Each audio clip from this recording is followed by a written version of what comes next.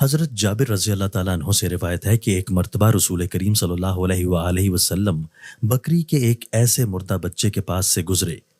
جس کے کان بہت چھوٹے تھے یا کٹے ہوئے تھے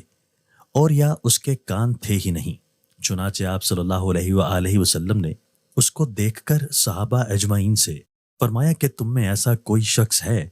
جو اس مردہ بچہ کو 1 درہم کے عوض لینا پسند کرے؟ صحابہ نے عرض کیا کہ ہم تو اس کو کسی بھی چیز کے عوض لینا پسند نہیں کر سکتے۔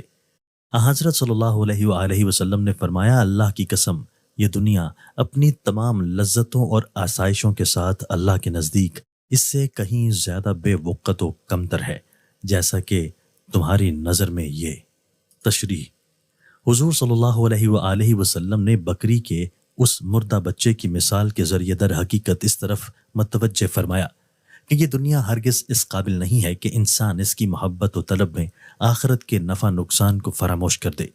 بلکہ اصل چیز آخرت کی محبت و طلب ہے، جہاں کی زندگی بھی لافانی ہے اور جس کی نعمتیں بھی لازوال ہیں۔ لہٰذا مقصود زندگی آخرت کی محبت و طلب ہونا چاہیے، نہ کہ دنیا کی محبت و طلب۔ یہ فرمایا گیا ہے۔ ترجمہ: دنیا کی محبت و چاہت ہر گناہ کی جڑ ہے۔ ترجمہ: دنیا سے بے اعتنائی ہر عبادت کی بنیاد ہے، اور اس کی وجہ یہ ہے کہ دنیا کی محبت میں گرفتار رہنے والا اپنے اعمال میں مخلص و پاکیزہ نہیں ہوتا، بلکہ اس کا ہر کام کسی فاسد غرض و لالچ کی آمیزش رکھتا ہے، وہ کوئی دینی اور مذہبی کام ہی کیوں نہ کرے۔ اس کے برخلاف جو شخص دنیا سے بے اعتنائی اختیار کیے ہوئے ہوتا ہے، اس کے ہر عمل میں اخلاص و پاکیزگی اور آخرت ہی کا مفاد ہوتا ہے، خواہ وہ کسی دنیاوی کام ہی میں کیوں نہ مشغول ہو۔